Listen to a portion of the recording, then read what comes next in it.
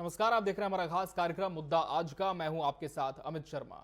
Operation सिंदूर, आतंक के खिलाफ भारत का सटीक और सख्त जवाब। पहलगाम में निर्दोष लोगों की निर्मम हत्या के बाद भारतीय सेना ने पाकिस्तान के आतंकी ठिकानों पर एयर स्ट्राइक कर यह साफ कर दिया कि अब जवाब माफीनामा नहीं, पलटवार है।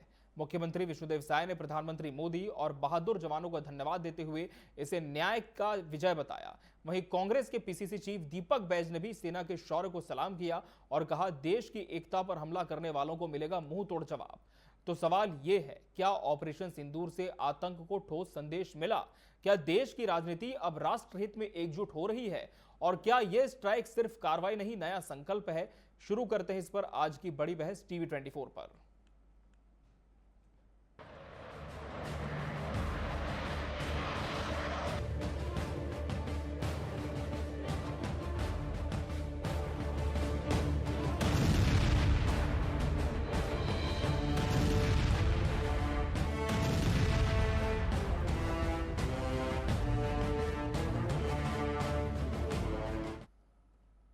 तो ऑपरेशन सिंदूर के बाद लगातार प्रतिक्रियाओं का दौर जारी है। मुख्यमंत्री विष्णुदेव साय ने भी इस पूरे विषय पर अपनी बात रखी है और सेना के शौर्य को सलाम किया है।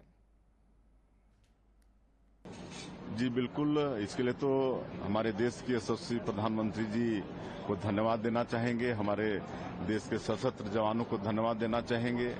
ऑपरेशन सिंदूर बहुत सफल रहा। जिस तरह से पहलगाम में आतंकवादियों ने निहत्थे और निर्दोष लोगों के ऊपर गोली चलाकर उनकी हत्या की थी, ये जघन्य अपराध था और इसका बदला लिया गया है।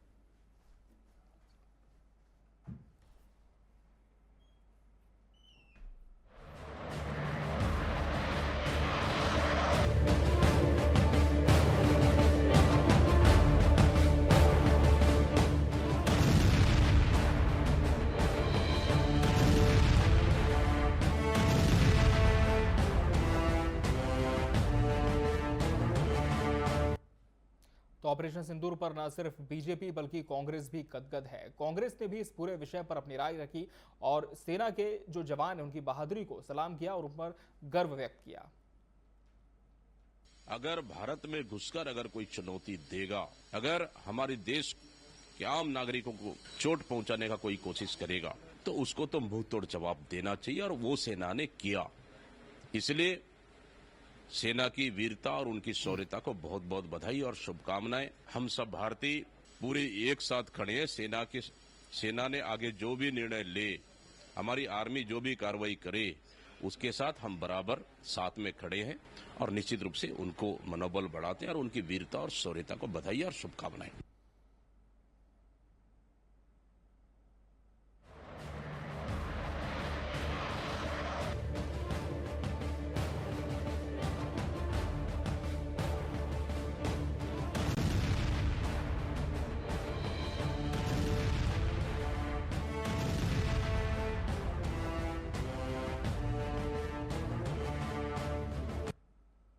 तो ऑपरेशन सिंदूर से आज पूरा देश गौरवान्वित है और सबसे अच्छी बात यह है कि इस पर राजनीति नहीं हो रही है। तमाम जो विपक्षी दल हैं वो भी सरकार के साथ हैं और पहले ही जब पहलगाम आतंकी हमला हुआ था तब विपक्ष ने साफ तौर पर कह दिया था कि हमले का जवाब देने के लिए हम सरकार के साथ कदम से कदम मिलाकर, कंधे से कंधा मिलाकर चलेंगे, साथ खड़े होंगे। लेकिन ऑपरेशन सिंदूर भारत के लिए कितना मायने रखता है और दूरगामी परिणाम इसके किस तरह के देखे जा सकते हैं, इस पर आज हम विस्तार से चर्चा करेंगे और इसके लिए हमारे साथ खास मेहमानों का पैनल भी जुड़ चुका है। हमारे साथ भाजपा प्रवक्ता निशिकांत पांडे जी जुड़े स्टूडियो से। निशिकांत जी, बहुत स्वागत है आपका।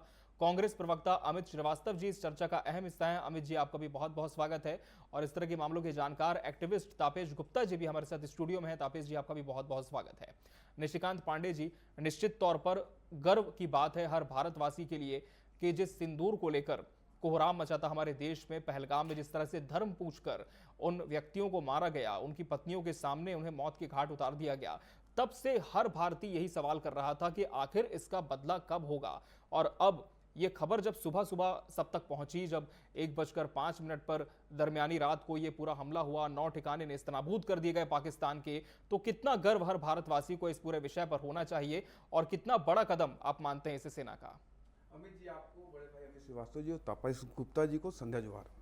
जय जोहार। सबसे पहले तो भारत माता की जय। जय। ये भारतीय सेना का पुरुषार्थ और पराक्रम जी पूरे विश्व के समक्ष प्रामाणिकता से पुनः स्थापित हुआ कि कोई आंख उठा के देखेगा तो उनके घर में मैयतों और जनाजों का लाइन लगा दिया जाएगा। बदलते भारत के सशक्तिकरण का ये एक उम्दा उदाहरण आपके समक्ष है। जिस प्रकार से जी। इन जाहिल जिहादियों ने धर्म पूछ के हम्म, कायर की भांति निर्दोष यात्रियों को मारा था, जी। उसके परिणाम के स्वरूप में आप देखिए फिर भी भारतीय सेना ने मानवीय पहलू को ध्यान में रखकर दुर्दांत आतंकवादियों को निशाना बनाया, न कि पाकिस्तानी आम नागरिकों को। बिल्कुल। ये हमारे पराक्रम को पूरा विश्व देख रहा है।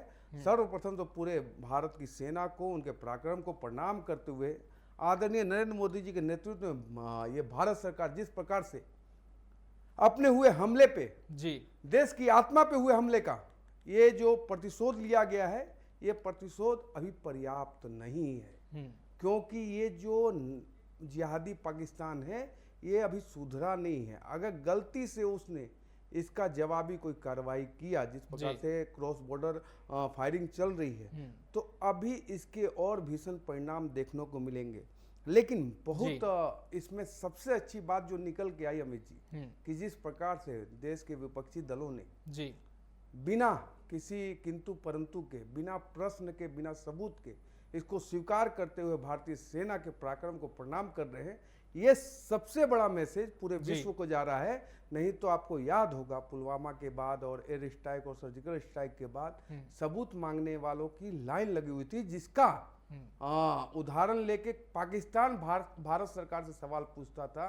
आज कम से कम कतई ये नहीं हो रहा। इसके लिए पूरे विपक्षी दलों को दोनों हाथ जोड़ के प्रणाम करता हूं कि यही राष्ट्रभक्ति आप सदैव रखा कीजिए। जी अमित श्रीवास्तव जी, निश्चित तौर पर यह विषय तो ऐसा था कि हर भारतवासी को साथ होना ही था, लेकिन कांग्रेस ने इस पूरे स्ट्राइक को किस तरह से देखा? क्या कांग्रेस भी मानती है कि वाकई हम जो बेगुनाहों की मौत का बदला लेने की बात कह रहे थे, अब भारत ने वो बदला ले लिया है, या और बड़े कदम की उम्मीद में कांग्रेस है? जी देखिए, सबसे पहले तो मैं भारत की सेना को, उनके शौर्य को, उनके पराक्रम को और उनके अदम्य साहस को प्रणाम करता हूं और उनको नमन और सलाम करता हूं कि जो 140 करोड़ हिंदुस्तानी चाह रहे थे, निश्चित तौर पे उन्होंने वो कर दिखाया।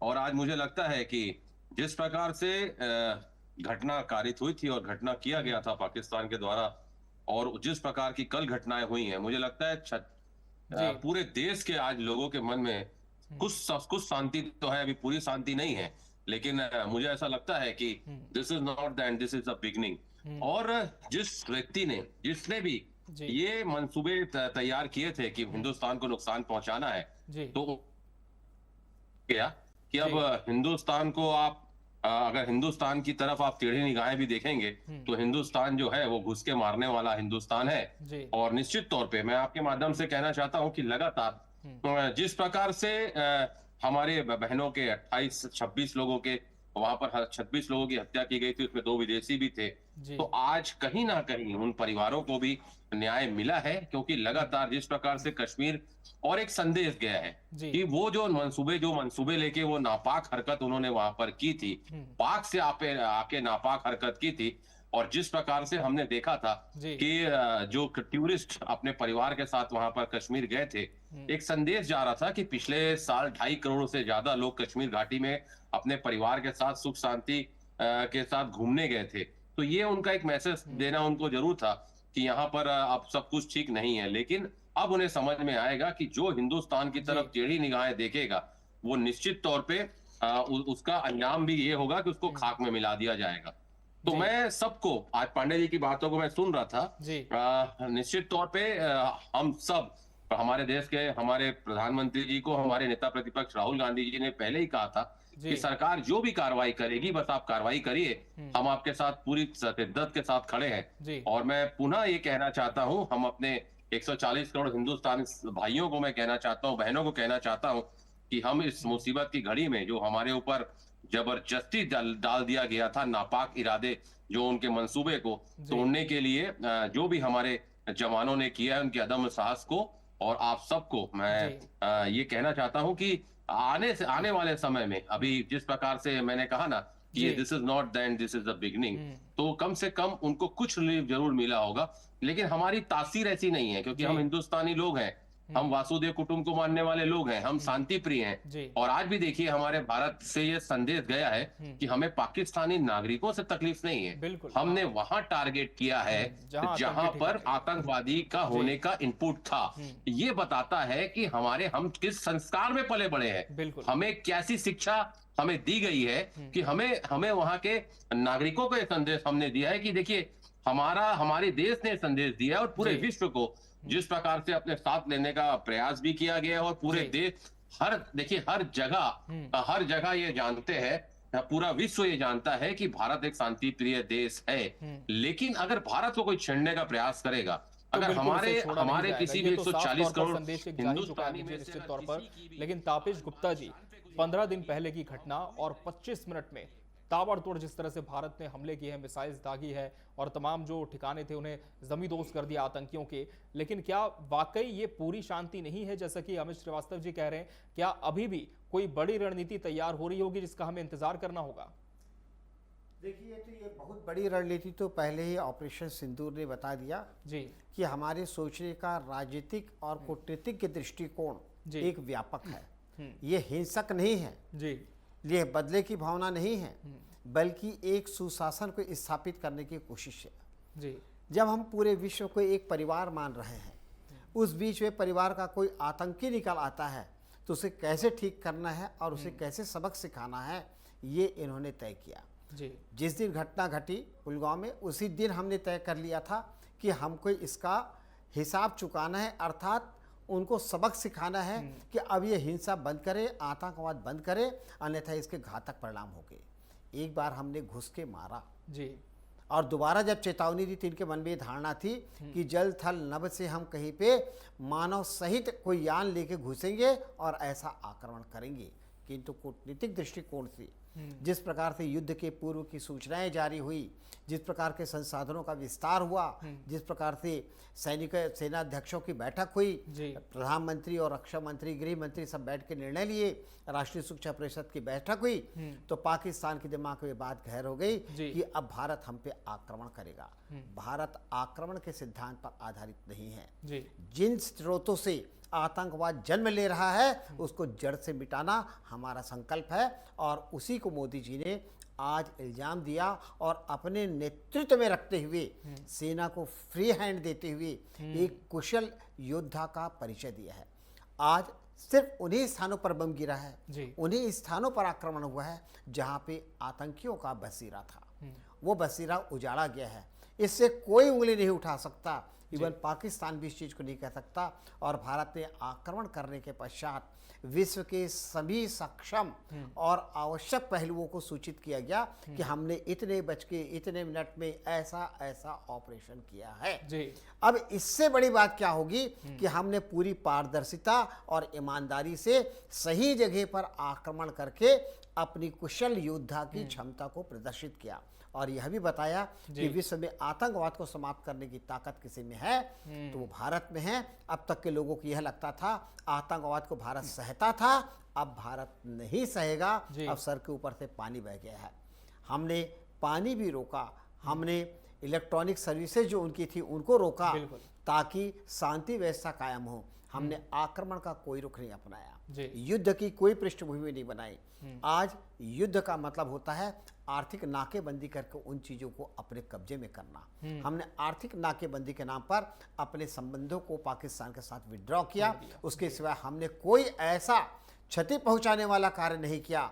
हमने सिंधु समझौते के अंतर्गत जो बातें कही गई थी हमारी उदारता का, जब उनकी कट्टरता और उनके आतंकवाद ने आड़े आया, हमने कहा हम पानी नहीं देंगे।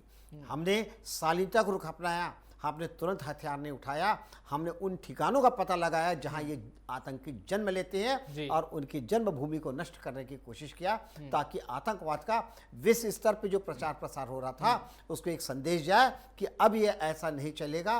भारत जैसे शांत देश भी अब इसके विरोध में है, उनको अब वापस बिल में छिप जाना चाहिए अपना दम तोड़ देना चाहिए और अगर बिल से बाहर आना है तो एक शांत और सभ्य नागरिक की तरह सामने आए, राष्ट्र का उचित प्रतिनिधित्व करे, उनका स्वागत होगा, अभिनंदन होगा। अन्यथा इसी प्रकार से जबरदस्त आक्रमणों का उनको सामना करना पड़ेगा। और बहुत सही बात आपने कही तापेश जी की हमारी सेना की संवेदनशीलता ही थी कि जो सिविलियंस थे उन्हें निशाना नहीं बनाया गया। हालांकि पाकिस्तान ने यह कहा कि 26 मौतें हुई और 46 नागरिक उसके भारतीय हमलों में घायल हुए हैं। लेकिन निशिकांत पांडे जी, बड़ा सवाल जो कि विपक्ष भी उठा रहा है कि कदम तो बहुत अच्छा है, इसमें तो किसी तरह का संशय नहीं है और न ही इस बार कोई सवाल है, लेकिन सवाल यह है कि ये पूरी शांति नहीं है, जैसे कि अमित श्रीवास्तव जी ने कहा। तो क्या पूरी शांति के लिए सरकार और कोई बड़ा कदम आने वाले दिनों में हमें उठाती दिख सकती है? हमने हर तरह के संबंध तो पाकिस्तान के साथ तोड़ दिए हैं, लेकिन क्या अभी भी एक अंतिम जवाब उसे देना भारत का बाकी है? अमित जी देखिए, मात्र 25 मिनट जी, ये 25 मिनट आने वाली 7, 8, 10 पीढ़ियां पाकिस्तान की ध्यान रखेगी कि क्या हुआ था, कैसे हुआ था। देखिए, शानदार परफेक्शन के साथ, कैलकुलेशन और एक्यूरेसी के साथ ये जो प्रहार हुआ है उसका तो दुनिया कायल हो गया है, लेकिन साथ ही साथ अद्भुत राजनीतिक और कूटनीतिक का एक उम्दा उदाहरण आपके समक्ष है। जिस प्रकार से हमने पानी बंद किया, आपको मालूम होगा अमित जी कि जब सिंधु जल समझौता हुआ था तो उसमें यह था कि भारत जब भी पानी बंद करेगा तो युद्ध की घोषणा होगी। इसका अर्थ है कि भारत सरकार ने पहले दिन ही युद्ध की घोषणा कर दी थी। उसका कारण ये था कि विश्व में कहीं पे भी कोई एक आध दो देश ऐसा हो जो पाकिस्तान के प्रति समर्पण का भाव रखता हो या उसके प्रति श्रद्धा का भाव रखता हो तो वो भी बिलबिला के बाहर आ जाए। दूसरा, ट्रेड बंद करने का काम हमने किया। आज देखिए, पानी से बिलबिलाने वाला पाकिस्तान इतनी बड़ी त्रासदी, इसको त्रासदी कह सकते हैं। भूकंप का झटका तो 4.2 था, लेकिन ये झटका जो है ना 100 टाइम बेटर है। मैं एक बात कहता हूं, देखिए पाकिस्तान को समझाना है तो उसकी सेना के उस पे वार करना होगा कि अगर सेना के हर घर से मैयतें और जनाजा निकलना शुरू हो जाए तो ये पाकिस्तान का आतंकवादी कब का साफ हो जाए। मानवतापूर्ण कार्रवाई तो हुई है, लेकिन पाकिस्तान के सेना को ये समझाई पुनः देनी होगी कि हमारी तरफ आंख उठाकर देखना कितना घातक है। उसके परिणाम स्वरूप ये 7 मई गौरव दिवस, ये 7 मई गौरव दिवस के रूप में आने वाले समय में पढ़ाया जाएगा, बताया जाएगा, सुनाया जाएगा। लेकिन ये पराक्रम हमने देखा, ये हमारे लिए सौभाग्य का दिन है। हालांकि जिस प्रकार से इन्होंने घटना को अंजाम दिया, पूरा देश से एक ही आवाज आ रही थी और जनमानस के द्वारा उठी हुई आवाज को सरकार को उस पर क्रिया के विपरीत प्रतिक्रिया करनी थी।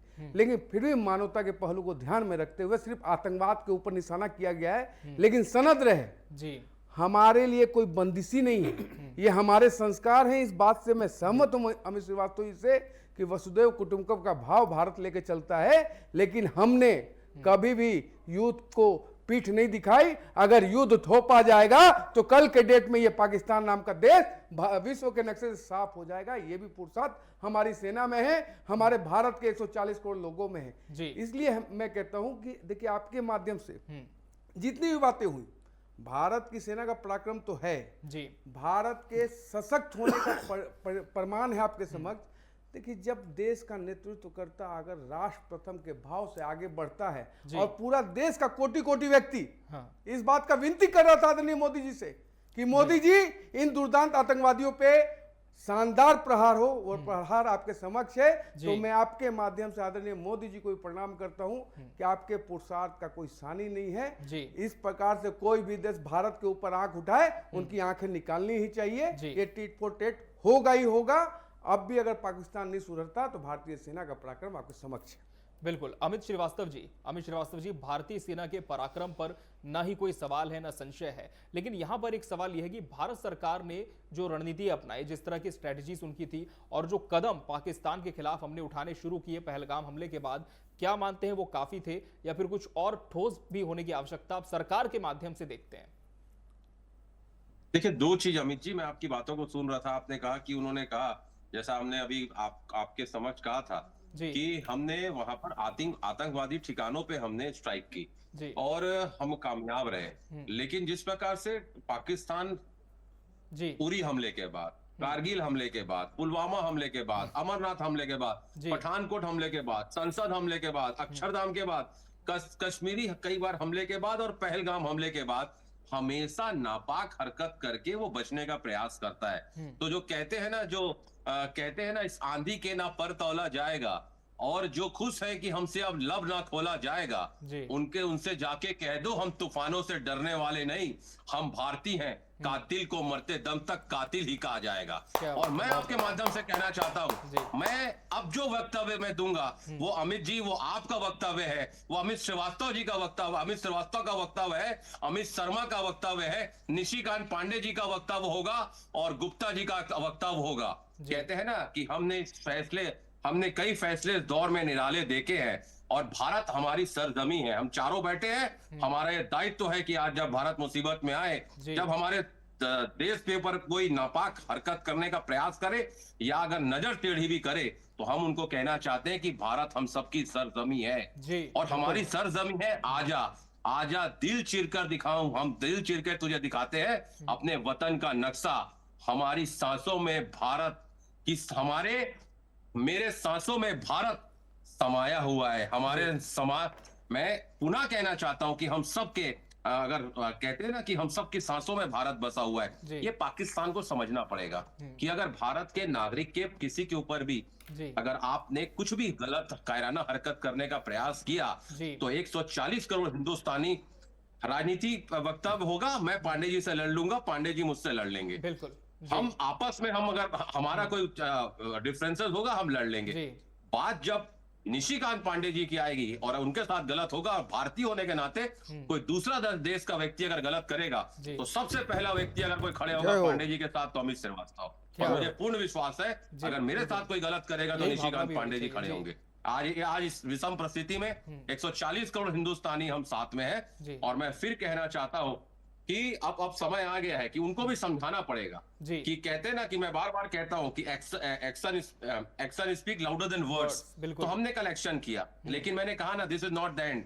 मुझे पूर्ण विश्वास है कि जिस प्रकार का एक मैसेज पूरे विश्व में गया है, और हर व्यक्ति जानता है कि हम लोग महात्मा गांधी को मानने वाले लोग हैं और हम उस आइडियोलॉजी पे चलते हैं, लेकिन ये मैसेज भी जाना जरूरी है कि हमारी सराफत को हमारी कोई कमजोरी ना समझे। अगर हमारी सराफत को कोई कमजोरी समझेगा तो हम इसी तरह घुस के मारने वाले हिंदुस्तानी हैं। बिल्कुल तापिश गुप्ता जी, ये बात तो बहुत ही सही भी है कि अभी जो तमाम विपक्षी दल है वो भी सरकार के साथ है, और ये समय तो हर भारतीय के एकजुट होने का है। अब हमने हमला कर दिया, तमाम ठिकाने हमने उसके ध्वस्त कर दिए हैं, लेकिन पाकिस्तान जैसे कि अपनी हरकतों से बाज नहीं आता। हर बार यही होता है, हम यही सोचते भी हैं कि अब कहीं ना कहीं इस तरह की घटनाएं थमेंगी। अब आगे कितनी बड़ी स्ट्रेटेजी आप देखते हैं, और क्या रास्ता हो सकता है भारत के पास कि पूरी तरह से यहाँ की जो धरती है वहां से इस आतंकवाद को खत्म कर दिया जाए, मिटा दिया जाए? मेरा अनुमान ये है जी कि अब पाकिस्तान इसके बाद संभलेगा जी, क्योंकि पहली बार हुआ था तो हमारे एक सेना अधिकारी पकड़े गए थे, हमको थोड़ा सा असमंजस की स्थिति बनी, हमको थोड़ा बात करना पड़ा, फिर वो छोड़े और थोड़ा कुछ परेशान और यातनाएं दी। उससे हमने सबक सीखा और एक चीज़ ये बताई कि अब हमारे पास कोई सेना रहित जो विमान है उसका प्रयोग किया जाएगा, और इतना सटीक किया जाएगा कि बस उनके पास हमारी आवाज़ें जाएगी, उनके पास विध्वंस होगा और उनके पास कोई और चीज़ नहीं रहेगी। और हमने जिस प्रकार का माहौल बनाया, जिस प्रकार की परिस्थितियों को जन्म दिया, वह पाकिस्तान ने कभी कल्पना भी नहीं की थी कि इस स्तर पे जाके भारत हमको पीटेगा। और यह शक्ति प्रदर्शन है, हमारे इस शक्ति को पाकिस्तान समझ गया। यदि अगर पाकिस्तान भी थोड़ी भी बौखलाहट में बार बार परमाणु शक्ति की धमकी दे रहा है, उसका कितना परमाणु शक्ति कहाँ पे और किस टारगेट में पहुंचेगा उसको ये बिल्कुल भी नहीं मालूम है। अगर भारत का एक परमाणु बम कहीं पड़ गया उसके ऊपर तो उसका भविष्य पूरा नष्ट हो जाएगा। इस कारण पाकिस्तान अपने काम नापाक इरादों पर नियंत्रण करने की कोशिश करेगा, क्योंकि अब वहाँ पे सेना में भी विरोध शुरू हो रहा है। जिस प्रकार के संदेश आ रहे हैं कि सेना के अधिकारी जो है अब नौकरी छोड़कर वापस लौटना चाह रहे हैं, मतलब ये है कि वहाँ पे भी लोग मोदी की आवाज़ को पहचान गए हैं। मोदी जी की जो आवाज़ है, मोदी जी की जो हरकत है, उनकी जो मार है जी। जिसे किसी को चूक कहने का मौका नहीं मिल रहा है। और जी, पाकिस्तान आऊंगा के मैं, लिए फिर आपका रुख करूंगा। जो स्थिति पैदा हुई है वो इतनी भयावह पैदा हुई है कि जब जब वो ऐसे आक्रमण कर रहा है, मोदी जी उसका सशक्त जवाब दे रहे हैं। मोदी जी राष्ट्र के प्रति इतने संवेदनशील हैं कि जब यह घटना घटी, जी। लोगों की हत्याएं हुई, आतंकवादियों ने धर्मनिरपेक्ष देश में धर्म का बातें पूछकर जो हत्याएं की, उससे विचलित होकर अपनी विदेश यात्रा छोड़कर आए और भावनाओं को कोई नागरिक कुछ कहे उसके पहले ही उन्होंने कह दिया कि हम इसका बदला लेके रहेंगे। बिल्कुल। यानी एक आम नागरिक की संवेदनाओं को समझने वाला एक योद्धा कितना घातक होगा ये पूरे विश्व को दिख रहा है। और उसके बाद भी शांत बैठा हुआ है, किसी प्रकार का आक्रमण करने की दूसरी मुद्राओं पर नहीं जा रहा है। आज भारत और पाकिस्तान दोनों का युद्ध दोनों की अर्थव्यवस्था की कमर तोड़ के रख देगा। इस कारण यह जरूरी था कि इस प्रकार का शांत एक गोला फेंक कर जी। जिसमें हिंसा ना हो, आतंकवाद यानी कहूं कि जो राक्षसगण हैं उनका ही वध हो, यह प्रयास एक ब्रह्म अस्त्र हमने चलाया है। जी। अब इसका समर्थन भी हमको विश्व स्तर पे प्राप्त हो रहा है। बिल्कुल हमको हो रहा है देश और के अंदर बाकी एकता देश और भी अखंडता मिल रही सपोर्ट भी कर रहे हैं भारत को है। ऐसी निश्चित तौर स्थिति पर। में हम एक सफल नेतृत्व को जी। स्वीकार करते हैं, उन्हें इसके लिए साधुवाद कहते हैं, उनके दीर्घायु होने की और सशक्त होने की कामना करते हैं। बिल्कुल। निशिकांत पांडे जी का मैं रुख करूंगा, फिर अमित जी आपसे भी जवाब लेंगे इस पर। निशिकांत पांडे जी, आ रहा हूं अमित जी, निश्चिंत रहे। निशिकांत पांडे जी, क्या माना जाए कि सिर्फ ट्रेलर था, पिक्चर अभी भी बाकी है?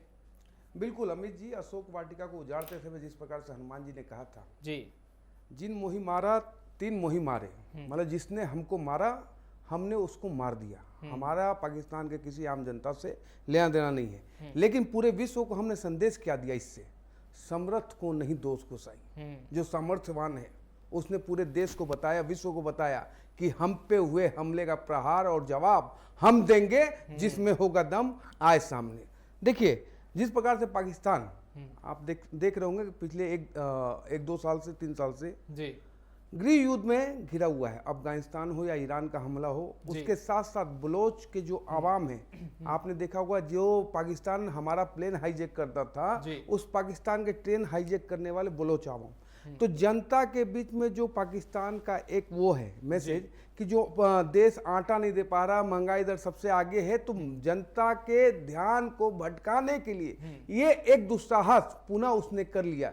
और देखिए कुत्ते की दुम कभी सीधे नहीं होती। इसी पे एक बहुत मशहूर शायर ने लिखा था, न तुम मिले न मयस्सर तुम्हारी दीद हुई, अब तुम ही कहो ये मुहर्रम हुई कि ईद हुई।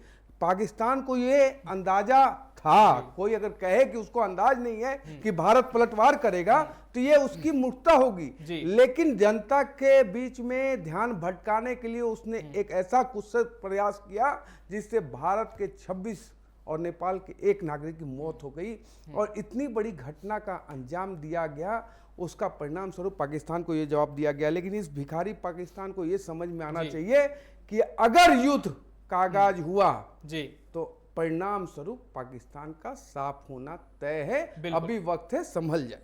जी। अमित श्रीवास्तव जी, क्या लगता है इस बार वाकई पाकिस्तान अपनी हरकतों से बाज आ पाएगा इस एक्शन के बाद? अमित जी। देखिए मुझे तो उम्मीद कम है, लेकिन मैं फिर ईश्वर से प्रार्थना करता हूं कि उनको सद्बुद्धि दे। लेकिन आपके माध्यम से कुछ पंक्तियां मैं उनके तक जरूर पहुंचाना चाहता हूं, हम चारों के तरफ से, कि हम हिंदुस्तानियों को परखने की गुस्ताखी ना करना है पाकिस्तानी। हमने पहले भी कई तूफानों के रुख को मोड़ा है। और मैं आपके माध्यम से कहना चाहता हूं कि जिस प्रकार का मैंने लगातार गिनाया वो नापाक हरकतें कर रहा है और देश में जो उबाल है, जो देश में गुस्सा है, मुझे तो ये है कि कहीं अगर एक भी हिंदुस्तानी, और जिस प्रकार से पांडे जी ने कहा कि अगर युद्ध होता है हम ईश्वर से प्रार्थना करेंगे कि ऐसा ना हो। देश के प्रधानमंत्री जी और सेना ने भी ये कहा है कि हमने आतंकवादी ठिकानों पे ही हमने हमला किया है। लेकिन अगर अमित भाई अगर युद्ध होता है तो ये आप मान के रखना वो दिन दूर नहीं जब लाहौर में तिरंगा लहरा रहा होगा। शाबाश। और हर भारतवासी की यह इच्छा भी है कि आतंकवाद का सफाया इस पूरी धरती से हो और हमारे सेना के शौर्य को एक बार फिर से सलाम है। आप सभी मेहमानों का बहुत बहुत धन्यवाद हमसे इस सार्थक चरण में जुड़ने के लिए और इसका हिस्सा बनने के लिए। तो ऑपरेशन सिंदूर हर भारतवासी को गौरवान्वित कर रहा है और इसकी जो धाक है वो काफी दूर तक देखी जा रही है। इस ऑपरेशन की तमाम अपडेट्स लगातार आपको मिल रही थी टीवी 24 पर और इस पर हमने विस्तार से चर्चा भी की। मुझे और मेरी पूरी टीम को दीजिए इजाजत। नमस्कार।